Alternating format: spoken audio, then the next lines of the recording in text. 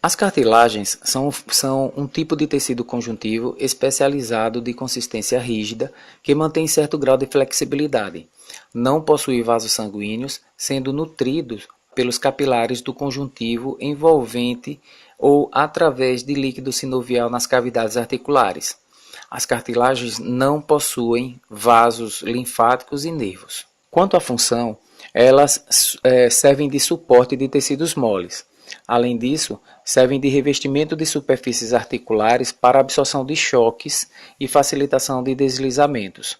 Também participam na formação e crescimento de ossos longos para compor a forma ou molde inicial de muitos ossos durante o desenvolvimento embrionário. A histogênese das cartilagens. As cartilagens são inicialmente formadas no embrião a partir do mesênquima.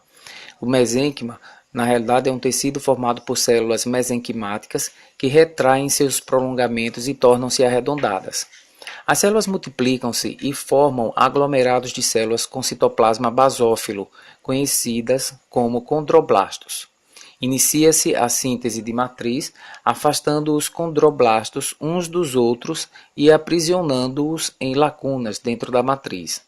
As células aprisionadas, condrócitos, ainda se dividem, formando grupos de 2 ou mais células, grupos isógenos. A MEC, em torno dos condrócitos das cartilagens hialinas, é pobre em colágeno e rica em condroitino sulfato, que contribui para a basofilia, metacromasia e a reação PAS positiva dessa região, matriz territorial. A matriz interterritorial é mais rica em colágeno do tipo 2 e pobre em proteoglicanas. Cartilagem hialina. Na MEC existem numerosas fibrilas de colágeno do tipo 2 associadas a proteoglicanas muito hidratadas e glicoproteínas adesivas. Além do colágeno tipo 2, que não forma grandes feixes, existem outros colágenos secundários, o 9, 10, 11. A orientação das fibras está relacionada com resistência a forças mecânicas. Na cartilagem articular, as fibras da superfície são paralelas a ela, enquanto as mais profundas formam fileiras curvas. Só lembrando que existem 3 tipos de cartilagem: a hialina, a elástica e a fibrosa. Lembrem que a cartilagem hialina é formada por delicadas fibras de colágeno do tipo 2, a elástica, poucas fibrilas de colágeno 2 e muitas fibras elásticas, e a fibrosa, muitas fibras de colágeno do tipo 1. Nessa imagem é possível percebermos no primeiro plano fibroblastos de pericôndrio, abaixo os condroblastos, dentro do condroblasto nós temos os condrócitos e circundando a matriz territorial, e fora da matriz territorial a matriz interterritorial.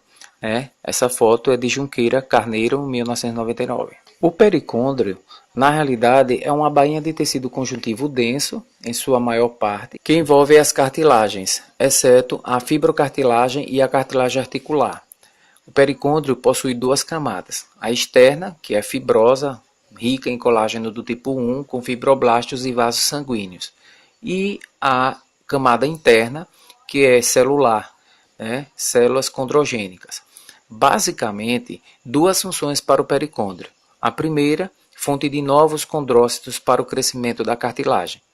E segundo, nutrição da própria cartilagem. Cartilagem fibrosa, também chamada de fibrocartilagem. Ela é intermediária entre a cartilagem hialina e o tecido conjuntivo denso. Quanto à estrutura da cartilagem, nós vamos encontrar células do tipo condrócitos, fibras do tipo colágenas e também colágenas mais elastina, dependendo do tipo de cartilagem, e as SFA. Entre elas, vamos citar as glicosaminoglicanas, as proteoglicanas e as glicoproteínas. Outras características. A consistência firme da cartilagem se deve às ligações eletrostáticas entre as GAGs sulfatadas e o colágeno, e a grande quantidade de moléculas de água presas às GAGs, água de solvatação. As cartilagens, exceto as articulares e fibrosas, são envolvidas por uma bainha de tecido conjuntivo denominado pericôndrio. A cartilagem elástica do epiglote. Aqui a gente pode observar a mucosa, no segundo plano a cartilagem elástica e o detalhe de cartilagem. Discos intervertebrais. Constituídos de 2 partes, núcleo pulposo, que é o centro gelatinoso rico em ácido hialurônico, com células que desaparecem aos 20 anos e é resistente à compressão. E o anel fibroso, que circunda o núcleo pulposo, constituído de fibrocartilagem e tecido conjuntivo denso na periferia, resistente à tração. Cartilagem elástica. A fresco é mais amarelada e opaca que a hialina. A localização podemos encontrá-la no epiglote, no pavilhão da orelha, nos tubos auditivos interno e externo, na cartilagem cuneiforme da laringe, além das fibras de colágeno tipo 2, apresenta uma rede de fibras elásticas finas, contínuas, com as do pericôndrio. O tecido cartilaginoso é formado de uma matriz cartilaginosa e células cartilaginosas, chamadas de condrócito. É encontrado no esqueleto, nos peixes cartilaginosos, nos discos intervertebrais, no pavilhão auditivo, nos anéis da traqueia, abas do nariz. A função, basicamente, é suporte flexível, diminuição do atrito entre os ossos. Cartilagem elástica. Encontrada no pavilhão auditivo, epiglote e laringe, possui pericôndrio e, como a hialina, cresce principalmente por aposição. Cartilagem elástica. Os condrócitos são mais numerosos e maiores e a matriz é menos abundante em relação à hialina. Na matriz territorial, os feixes de fibras elásticas são mais abundantes e espessos que no resto da MEC. Cartilagem fibrosa ou fibrocartilagem. Intermediária entre cartilagem hialina e tecido conjuntivo denso. Está localizada na sínfise pubiana, nos discos articulares, nos discos intervertebrais, nos pontos de inserção óssea de alguns ligamentos e tendões. Os condrócitos, em vivo, ocupam toda a lacuna. Nos preparados histológicos, eles aparecem retraídos. As diartroses, ou também chamadas de superfície articular. Vamos falar primeiro da membrana sinovial. Essa membrana sinovial, ela contém células A, que são chamadas de macrófagos, e células B, que são os fibroblastos. Além disso, nós temos no interior o chamado líquido sinovial, formado basicamente de ácido hialurônico, glicoproteínas lubrificantes, que são as lubricinas, e exudado plasmático. Os condrócitos. Os periféricos são achatados e os centrais mais arredondados. Tem núcleo grande, nucleolo proeminente, citoplasma pouco corado, muitas mitocôndrias, retículo endoplasmático rugoso e complexo de Golgi bem desenvolvidos. Vivem sob baixa tensão de oxigênio, degradando a glicose por mecanismos anaeróbicos. Os nutrientes chegam do sangue por difusão, através de água, de solvatação e pelo bombeamento promovido pelas forças de compressão. As fibrocartilagem ou cartilagem fibrosa não possui pericôndrio, tem pouca SFA e abundantes feixes de colágeno do tipo 1. Os condrócitos, que são originados de fibroblastos, estão organizados em fileiras paralelas, alternados com feixes espessos de fibras colágeno. Cartilagem elástica. Encontrada no pavilhão auditivo, na epiglote e laringe, possui pericôndrio e, como a hialina, cresce principalmente por aposição, crescimento aposicional e intersticial. As fibrocartilagens não possuem pericôndrio, têm pouca SFA e abundantes feixes de colágeno do tipo 1. Nesta imagem podemos observar a cartilagem, um disco epifissário da epífise, que é a zona de crescimento do osso, onde a gente observa em primeiro plano a cartilagem epifissária, depois uma cartilagem seriada ou de multiplicação, em azul mais escuro, depois a cartilagem hipertrófica, depois a substância intercelular calcificada, restos de substâncias intercelular e, por último, o centro de ossificação endocondrial ou endocondral. Aí a gente tem, então, uma camada fibrosa e osteogênica do periósteo. No detalhe também podemos observar, aqui apontadinho, a medula óssea primária. Crescimento.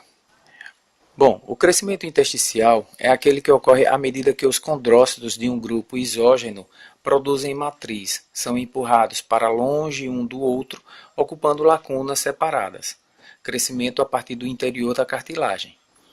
Conforme a gente pode observar na ilustração aqui de Martini, 1989. Um outro tipo de crescimento da cartilagem é o aposicional. Nesse caso, as células condrogênicas, oriundas do pericôndrio, sofrem divisão e se diferenciam em condroblastos, que começam a elaborar a matriz extracelular. Esse crescimento ocorre a partir da periferia da cartilagem. Aqui nós temos uma correlação clínica, ou seja, os efeitos dos hormônios e das vitaminas na cartilagem hialina. Hormônio versus efeitos sobre a cartilagem. Tiroxina, testosterona, somatotrofina, via somatomedina.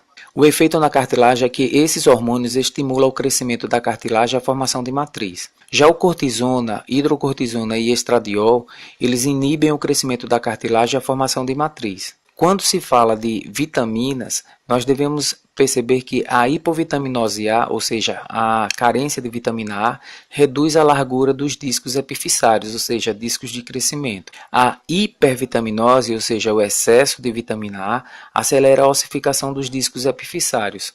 E aí também não é interessante, porque você pode ter uma ossificação de uma zona de crescimento óssea precoce. A hipovitaminose C, ou seja, a carência de vitamina C, inibe a síntese de matriz, lembrando que a matriz basicamente é rica em colágeno, e modifica a arquitetura do disco epifissário, levando ao escorbuto. Além disso, nós ainda temos os problemas causados pela ausência da vitamina D, resultando na deficiência de absorção de cálcio e de fósforo. Nesse caso, o efeito sobre a cartilagem da carência de vitamina D é a proliferação de condrócitos normal, mas a matriz não se torna verdadeiramente calcificada, resulta em raquitismo. MEC da cartilagem. 100 a 200 moléculas de agregana se ligam não covalentemente ao ácido hialurônico. Compostos de agregana preenchem o interstício entre os feixes de fibras colágenas.